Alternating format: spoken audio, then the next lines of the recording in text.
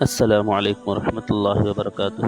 محترم ناظرین، آج ایک کتاب پڑھ رہا تھا، اس میں چند دعائیں لکھی ہوئی تھیں، تو سوچا کہ کیوں نہ آپ تک بھی یہ دعائیں پہنچاؤں، کیونکہ ان دعاؤں میں بہت بڑا مطلب بھی ہے، معنی بھی ہیں، دنیا اور اخروی فائدے بھی ہیں، تو اس لیے میں نے سوچا کہ یہ آپ تک پہنچاؤں، تو لہٰذا سماعت فرمائیں۔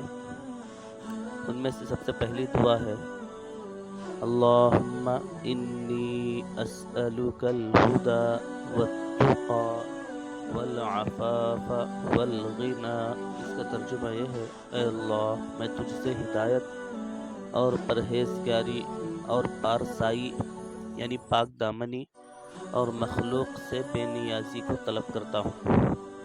یہ مسلم شریف کی حدیث سے یہ دعا لی گئی ہے۔ یہ دعا ہر نماز کے بعد مانگیں۔ اس میں بہت 4 چیزیں ہیں۔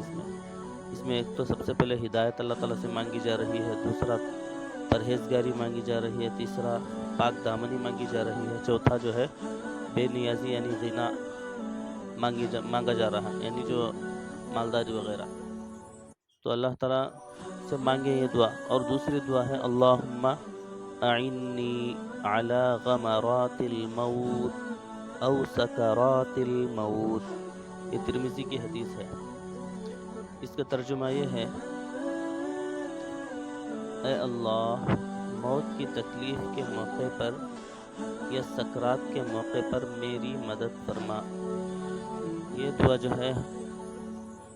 نمازوں کے بعد خاص طور سے مانگیں، اس میں آپ کی موت آسان ہوگی۔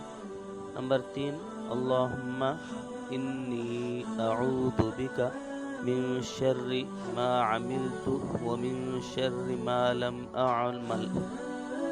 ترجمہ، اے اللہ، میں تیری پناہ میں آتا ہوں اس برائی سے جس کو میں نے کیا ہے اور اس برائی سے جس کو میں نے نہیں کیا۔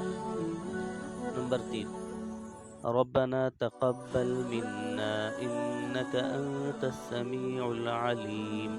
ترجمہ، اے ہمارے پروردگار، ہم سے قبول فرمائیے، بلا شبہ آپ خوب سننے والے اور جاننے والے ہیں۔ اور ایک دعا ہے، ربنا لا تجعلنا مع القوم الظالمین۔ اے ہمارے رب، ہم کو ظالم قوم میں سے نہ بنا۔ محترم ناظرین، آپ نے سنا، چند دعائیں آپ کے سامنے آئی۔ یہ دعاؤں کو یاد کیجیے اور نمازوں کے بعد جو دعا مانگی جاتی ہے اس میں مانگیے۔ اللہ تعالیٰ اگر قبول فرما لیں تو ہماری دنیا بھی اچھی بنے گی اور ہماری آخرت بھی اچھی بنے گی۔ اللہ تعالیٰ ہم تمام کو عمل کی توفیق عطا فرمائے، اور اسی طرح سے اچھے دینی باتوں کے لیے ہمارے چینل حافظ مجیب ایسوری آفیشیل کو سبسکرائب کریں اور بیل کے آئیکن کو پریس کریں تاکہ نئی آنے والی ویڈیوز کی نوٹیفیکیشن آپ کو مل سکے۔